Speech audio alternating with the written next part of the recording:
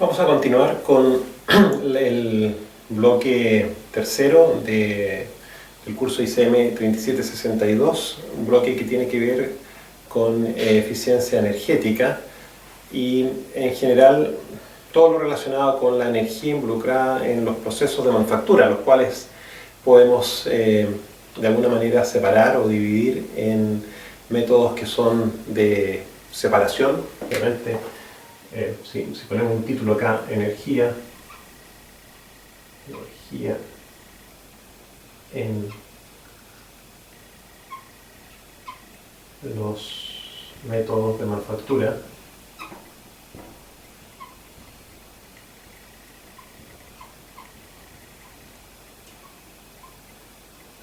primero tenemos que los métodos de manufactura por lo general son por separación. Arranque y viruta es el más conocido en la mecanización, con máquinas CNC, separación. Después vamos a tener métodos que son de unión, ¿cierto? Sería lo contrario, que también requieren energía para poder producir la unión, sea por fusión, por difusión o por impacto. Métodos de unión. Y también habrían algunos procesos que podrían ser de tipo de conformado, ¿no? O de formación. Conformado. Donde también ahí están incluidos probablemente los métodos de inyección de polímeros, inyección de metales, ¿cierto? Así que todas estas formas de modificar la materia para producir un producto, ¿cierto? Una pieza, conllevan energías, ¿cierto? Y energías que pueden verse a diferentes niveles, a niveles de la energía eléctrica que consume la máquina para hacer la operación, o a nivel de la energía que está involucrada en el proceso mismo físico, y dentro de eso podemos ir al interior de los materiales para ver cuál es entonces la energía mínima que yo necesitaría, por ejemplo, para separar o cortar un material, o para unirlo, o para doblarlo.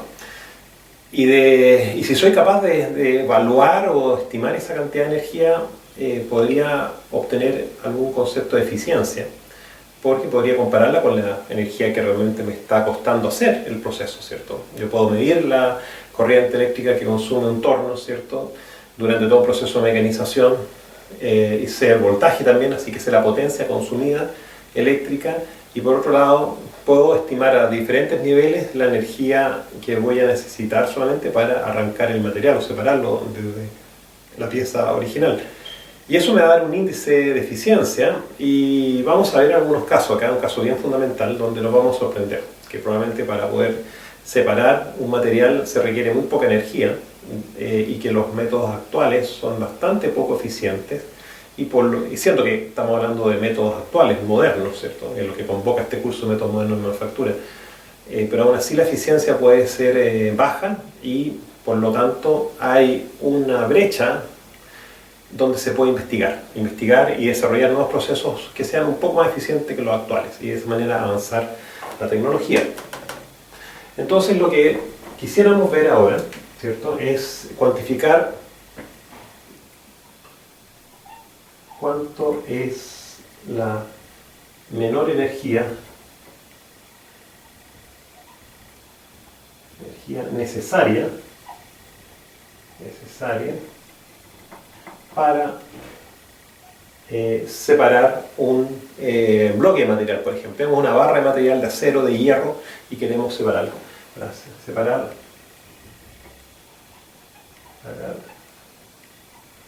un bloque de material,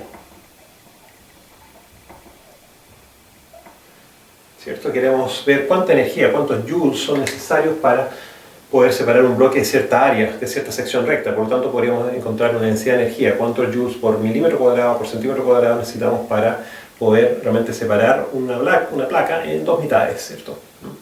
Bueno, a nivel atomístico, ¿cierto? Y tenemos que entrar a ese nivel, ¿cierto?, para poder encontrar este mínimo, ¿cierto?, cuál es la menor energía. Nos vamos a encontrar con lo siguiente, de que si yo tengo una barra, hacemos un cilindro que tenga un cierto largo L, ¿cierto?, tengo un diámetro D, Por lo tanto tiene un cierto volumen, ¿cierto? Tiene una cierta masa m, tiene un cierto volumen b, que sería pi d cuadrado cuartos por l. Tiene una cierta área superficial, una cierta sección. Vamos a suponer que queremos justo partirlo por la mitad. Con alguna tecnología. Una tecnología que tal vez no conocemos, pero podríamos pensar entonces en una tecnología térmica, un láser, por ejemplo, para cortarlo, o bien incluso podríamos pensar cuánta energía necesito para simplemente estirarlo hasta que se rompa en dos mitades, ¿cierto? Podríamos tener entonces una sección, un área cero, que correspondería, en este caso, bueno, a pi d cuadrado cuartos, y el volumen sería eso por el lado. Entonces, si yo tengo esta sección recta, ¿cierto?, que tiene diámetro d, y yo la amplío un poco más, ¿cierto?, y voy a considerar que en su interior hay átomos, ¿cierto?, que están todos que están en alguna configuración, ¿cierto?, algún tipo. Podría ser una configuración tangencial o una más fácil de determinar, ¿cierto?,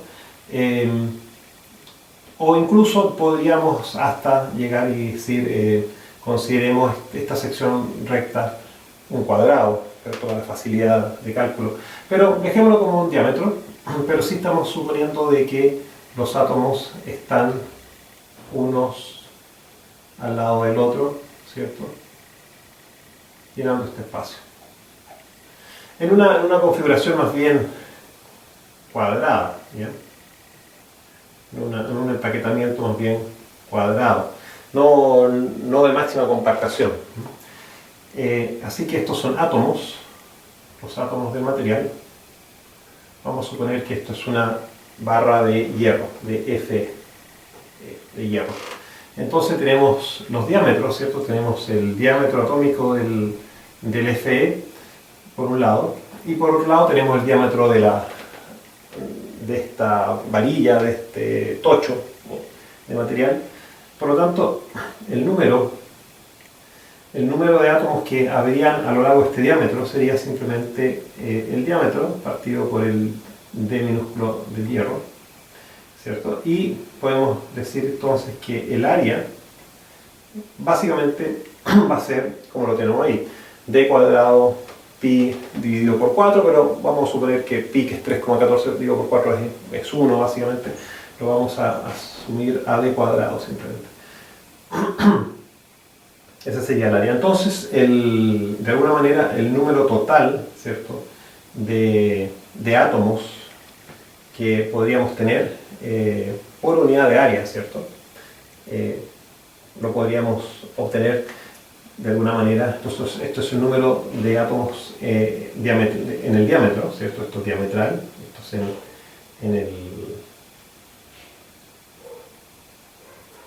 en el diámetro.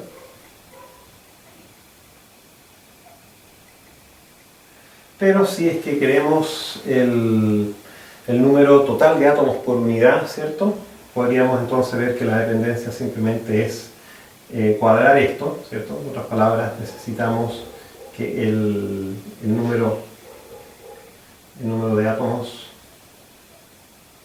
sería entonces proporcional o igual a 1 partido por el diámetro de cada átomo al cuadrado, ¿cierto? Vamos a suponer eso para, no sé, pensemos un milímetro cuadrado. Podríamos tener entonces 1 milímetro cuadrado partido por el diámetro al cuadrado de cada átomo, me va a dar el número de átomos que están ubicados sobre esta superficie. Estamos haciendo eso por una parte. Y por otra parte, lo que tendríamos que pensar es que, bueno, si yo hago un corte y separo este bloque en dos mitades, ¿cierto?, lo que va a ocurrir es que va a haber un plano que va a contener átomos de un lado y de otro. O sea, si lo veo en sección lateral, y cortamos, ¿cierto?, vamos a tener de alguna manera por un lado el plano de corte y los átomos por un lado de la superficie y por otro. Y lo que está uniéndolos es la energía de enlace, básicamente. Esa energía de enlace es la que une un lado del bloque con el otro lado, ¿cierto? Lado A, lado B. Por lo tanto, si yo tengo acá en el interior, en la superficie, un cierto número de átomos que escala, que es proporcional a 1 partido por df al cuadrado, ese número de átomos por la energía enlace que había entre cada par de átomos, ¿cierto?, me estaría dando la energía total que está enlazando estas dos superficies. Por lo tanto, yo tengo que disponer de un mecanismo que sea capaz de superar esa energía o entregar esa energía para producir la separación. Ahora, eso a nivel atómico es algo bastante inalcanzable hoy día, ¿cierto? No tenemos una máquina que sea capaz de aplicar una energía tan fina, entre comillas, ¿cierto?, que vaya rompiendo los enlaces entre pares de átomos justo en la superficie. Por lo general, los procesos van a requerir más energía para poder hacer ese efecto, y por lo tanto van a ser menos eficientes con respecto a este límite teórico. Entonces, si yo tengo que acá existe una variación de energía de enlace, llamémosle E sub E, ¿cierto? Entonces este delta E sub E, que es por cada par de átomos que están produciendo la unión, lo multiplico por el total de átomos que hay de un lado de la cara, que tiene que ser igual al del otro, o sea, por 1 partido por dfe al cuadrado. Eso me va a dar la energía total de separación. Entonces sería interesante poder tener números, ¿cierto? Empezar a ver, o órdenes de magnitud, ¿cierto?, en relación a eso. Sabemos que los diámetros atómicos son muy pequeños, por un lado, pero también la energía enlace es pequeña a nivel de un par de átomos. Así que podemos considerar algunos casos, ¿cierto?, como por ejemplo el df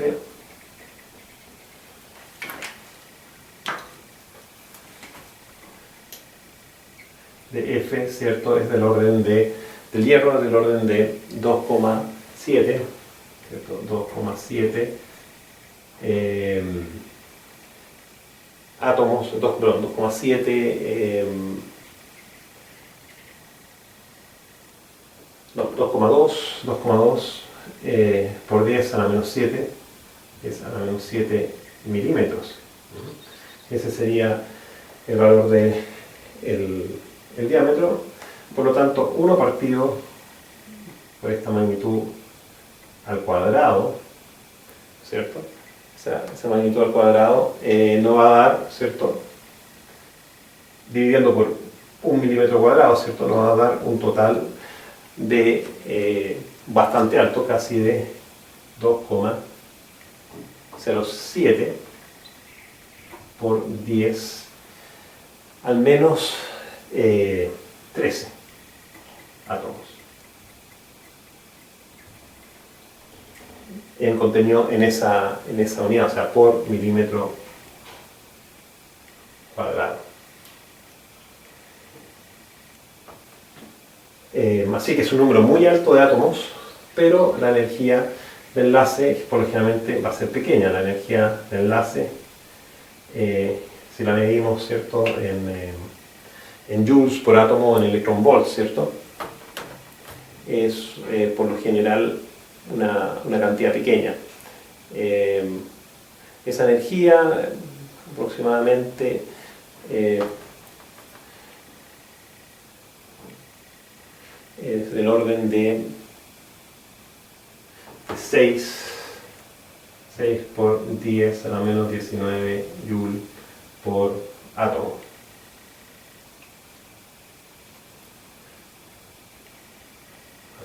¿Cierto? Y bueno,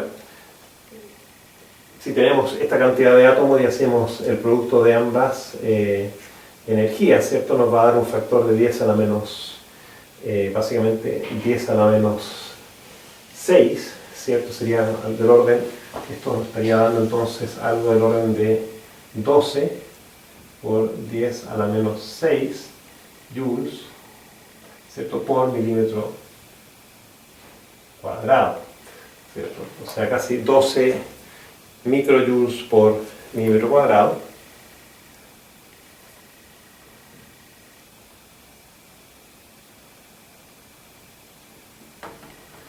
¿Cierto? Y bueno, habría que comparar ahora esa energía con energías con procesos convencionales o cualquier proceso que conlleve fusión, por ejemplo. Un proceso que conlleve fusión ya no es solamente romper el enlace, sino que hay que fundir la capa de átomos, ¿cierto? Entonces este caso, llamémoslo, sería un caso donde hay A, ruptura de enlaces, y el caso B sería un caso de derretimiento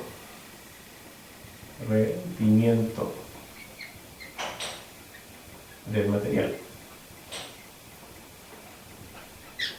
O sea, en otras palabras, si tenemos el material, no solamente vamos a romper el enlace, sino una cierta cantidad de material de un lado y de otro, que queremos que se derrita o se vaporice.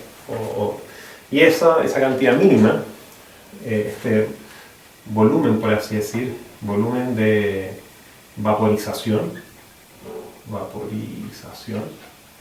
mejor más que derretimiento, hablemos de vaporización,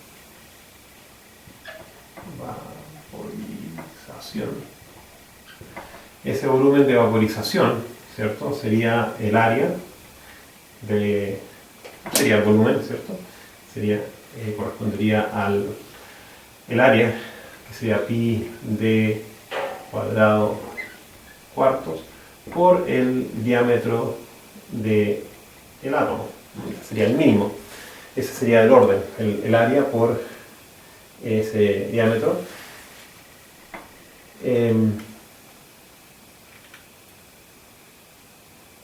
Y bueno, ese volumen, ¿cierto?, lo podríamos después combinar con propiedades como la variación de entalpía de fusión, de derretimiento, la entalpía de vaporización, ¿cierto?, y un C sub P delta T hasta la fusión, porque tendríamos que calentar el material en esa zona hasta que se funda, después esperar a que se vaporice, que pase por su cambio de fase y su cambio de fase de vapor.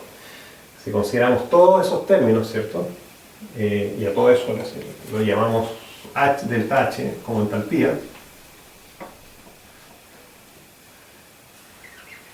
Delta entalpía sería la suma de C sub P, delta TF, más delta HF, más C sub P, delta TB, más delta HB.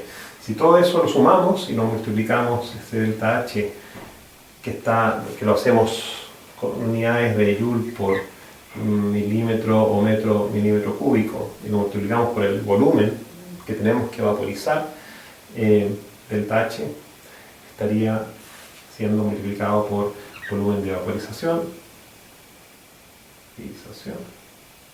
Encontraríamos entonces otra energía, delta E total, pero ya no es de separación, sino sería de vaporización.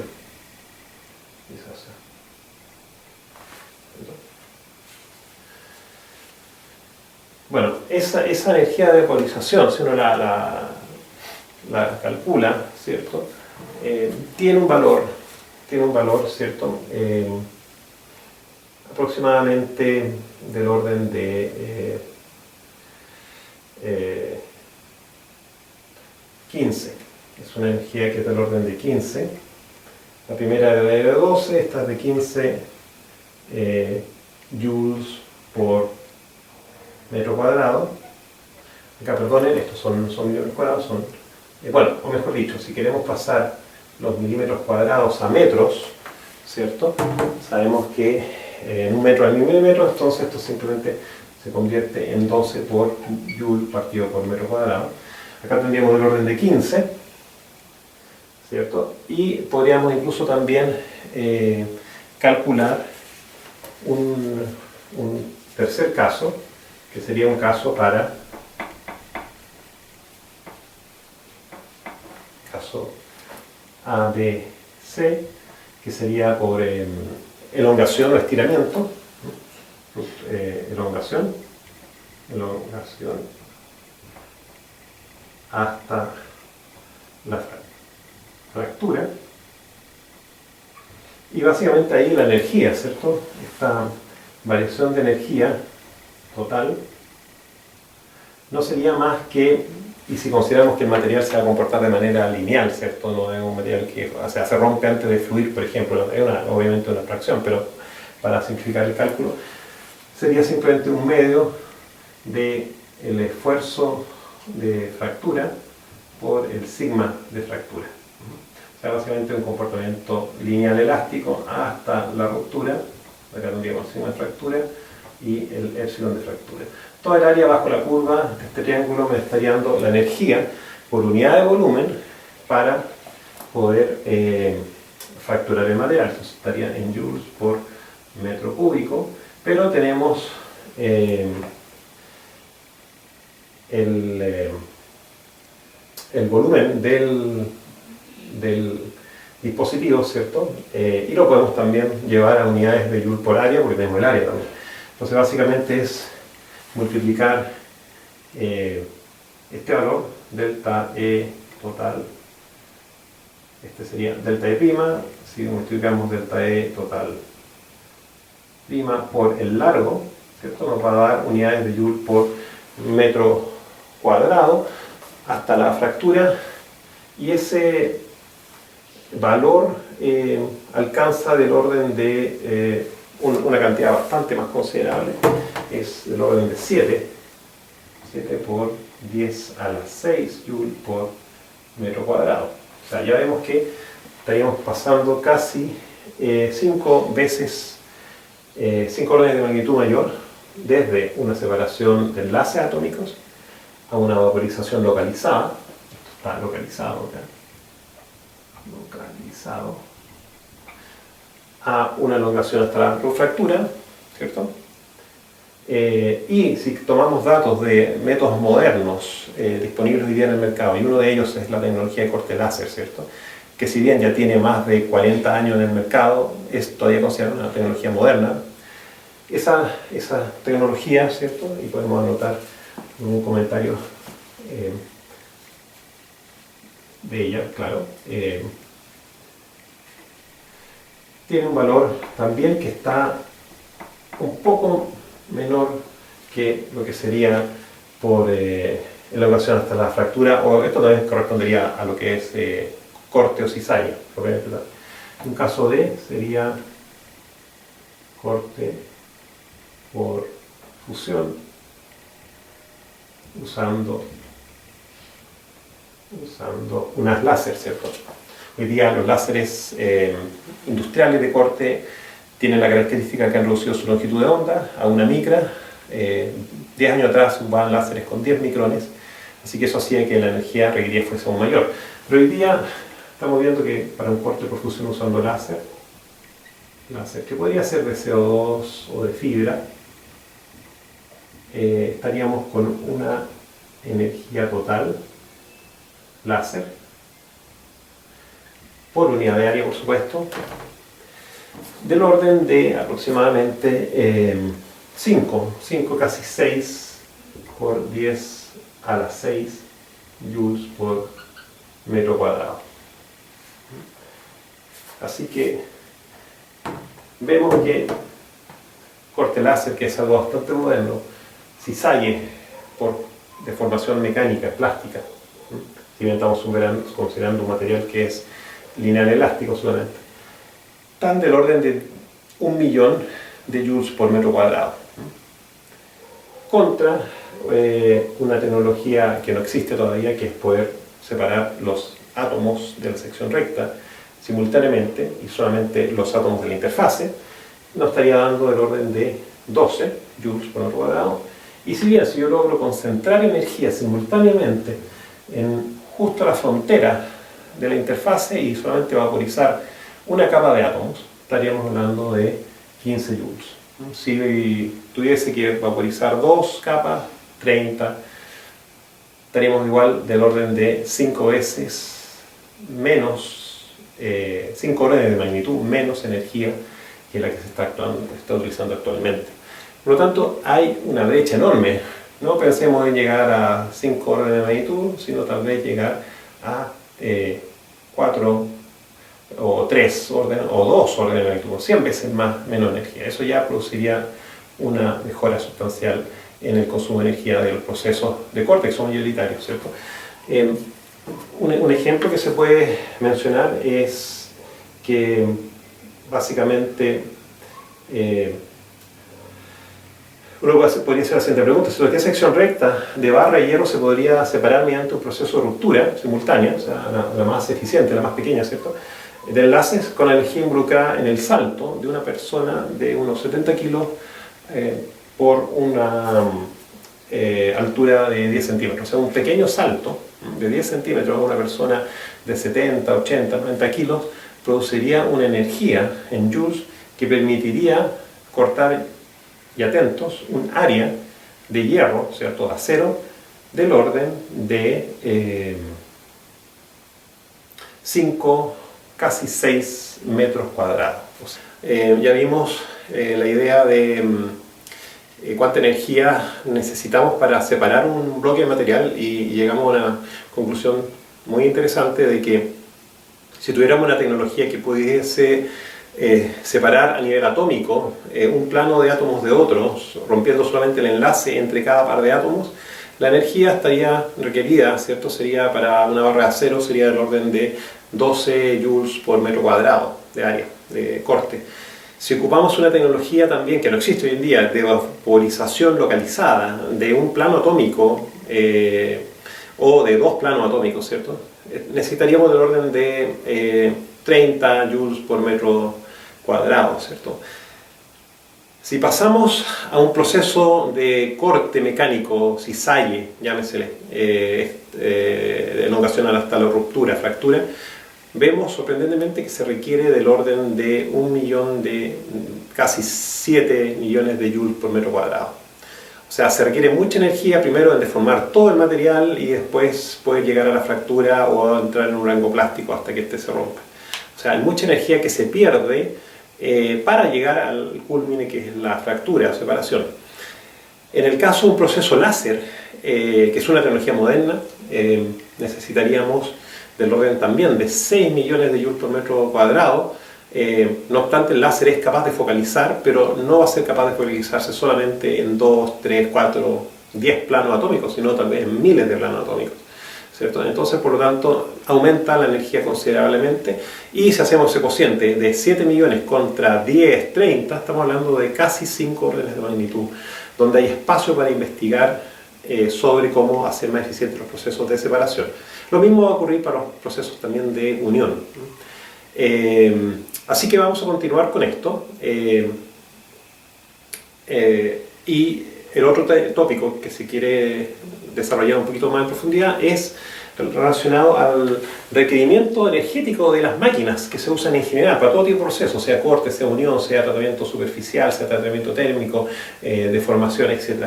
Entonces, esto lo voy a poner bajo el título de requerimiento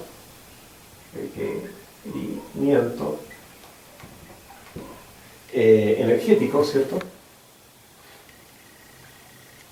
Energético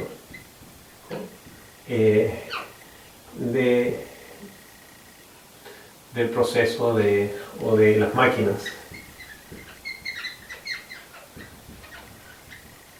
Las máquinas usadas en manufactura, ¿cierto? O en máquinas, ¿cierto? Y lo que uno observa es una cosa bastante interesante, que si uno grafica en este eje vertical, ¿cierto?, la potencia necesaria para hacer un proceso.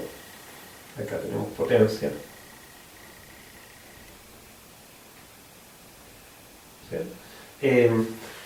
Vamos a ver que hay una base que puede ser bastante considerable y después un aumento según alguna variable que podría ser el número de piezas producidas, ¿cierto?, o la carga de material que hay que procesar.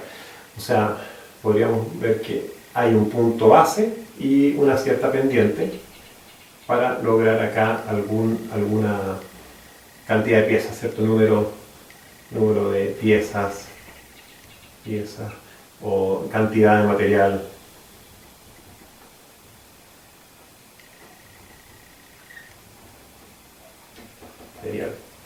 ¿Okay? Entonces vemos que hay una base, hay una especie de potencia que se le llama generalmente potencia auxiliar acá, P auxiliar,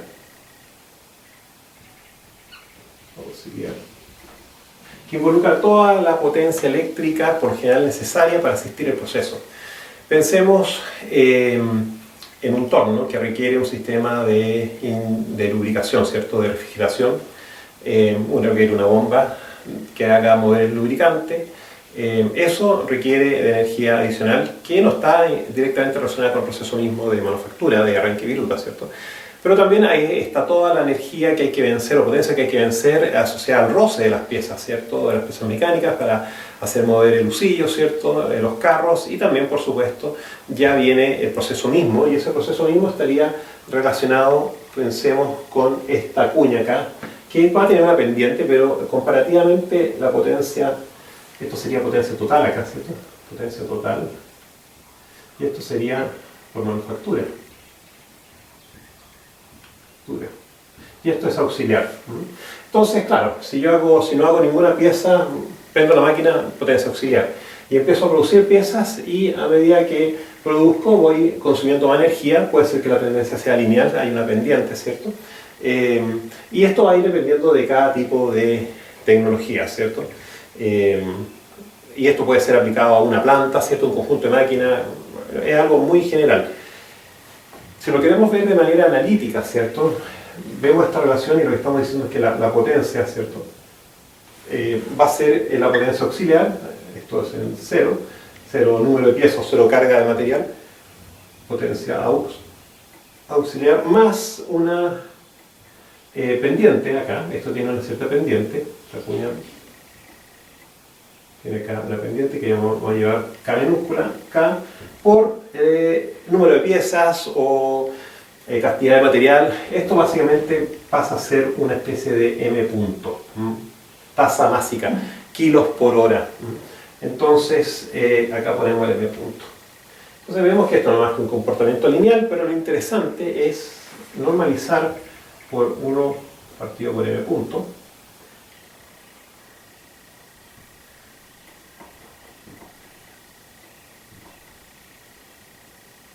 Y vamos a llegar entonces a una potencia específica en joules por kilogramos, ¿cierto? Igual a P,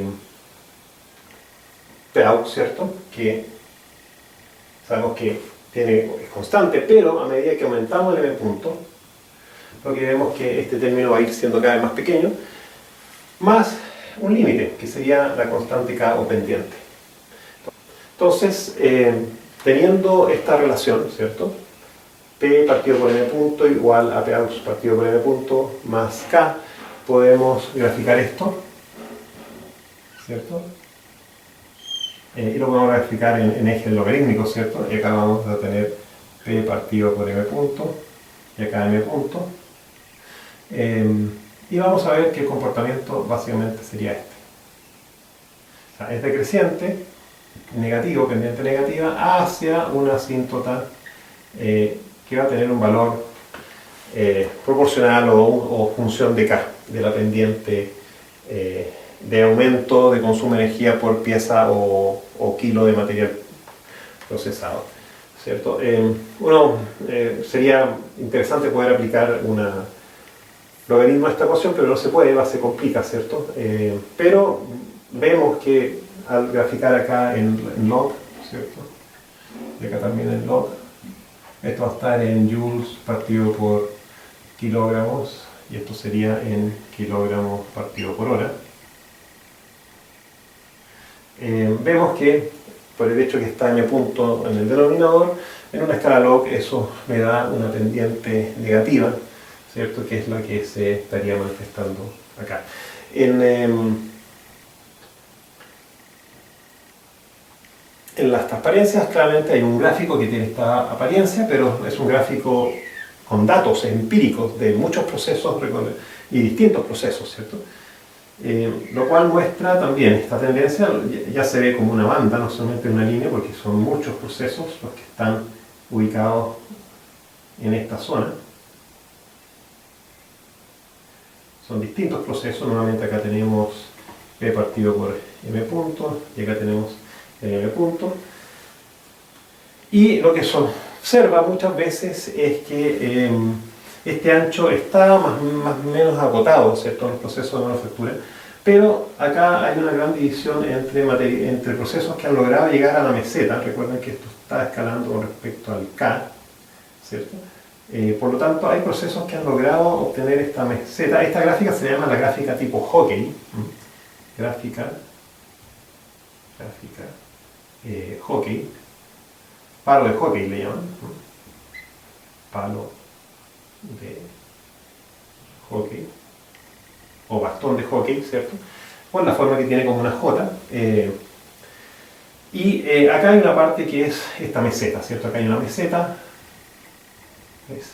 donde nos estamos aproximando a solamente el aumento marginal producto de cada pieza que se estaría sumando, que es constante, ¿cierto? ¿Por qué? Porque si logro producir una gran cantidad de material modificado o de piezas o componentes, voy a prorratear la energía base auxiliar y cada vez va a ser menor su contribución por unidad de pieza. Y estaría llegando entonces a este valor que está asociado solamente al proceso de manufactura. Entonces esta gráfica, palo de hockey o bastón de hockey, bastón tal vez es la palabra más adecuada, bastón de hockey, es interesante porque muestra qué procesos han alcanzado la meseta y están maduros en ese aspecto, y vemos que la mayoría de estos procesos son las máquinas CNC de mecanización, muchas de las respectivas fundiciones también, inyectoras de plástico también, inyección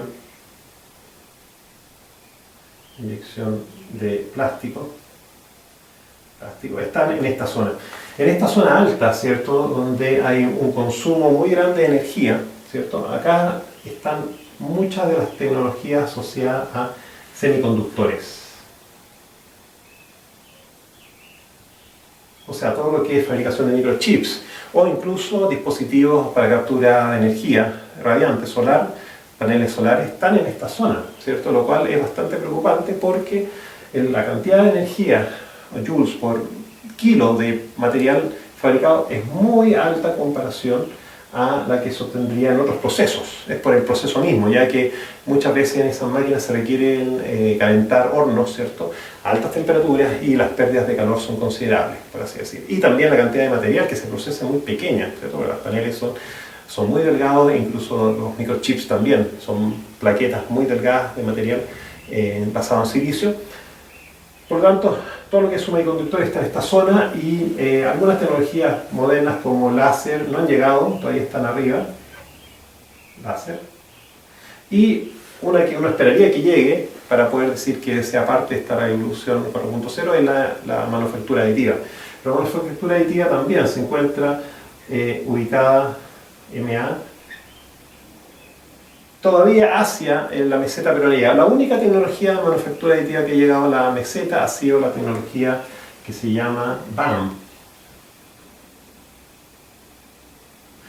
y que su sigla es Big Area Additive Manufacturing, significa manufactura aditiva de gran área, de gran tamaño, la cual consiste básicamente en inyectar polímero en grandes cantidades a través de una máquina extrusora, con la cual se pueden ir fabricando piezas de gran tamaño pero muy baja calidad, las cuales tienen que después procesarse, mecanizarse, rectificarse para tener superficies suaves, pulidas, por ejemplo.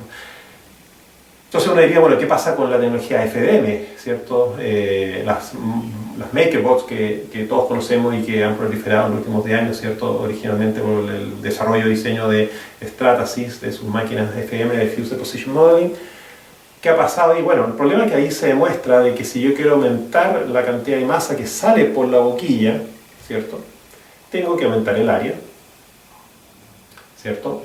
Aumentar la velocidad, por supuesto, de salida para que el punto crezca, pero eso va a requerir más consumo de energía también, ¿cierto? Entonces, lo que yo necesito es de alguna manera tener una cantidad de energía fija para poder procesar cualquier cantidad de piezas con la mínima cantidad de energía por unidad de pieza, y así llego a la meseta. Eso no quita que hayan desarrollos actuales en diseño, ¿cierto? De las toberas, ¿cierto? Y de formas de precalentar los polímeros, etcétera, aislarlo, etcétera, para poder acercarse. Pero esa es la meta. Hasta el momento la manufactura aditiva no ha llegado a la meseta.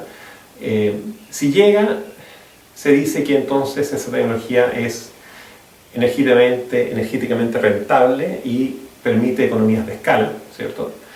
Porque puedo aumentar la cantidad de producción para la misma densidad de energía, lo cual es fantástico porque así voy a usar esa tecnología para producción masiva, va a reducir el costo de producción. Así que queríamos hacer este pequeño paréntesis, ¿cierto?, sobre este desarrollo para que se entienda con mayor facilidad como complemento a las transparencias. Eso sería. Nos vemos en otro video relacionado también con este bloque.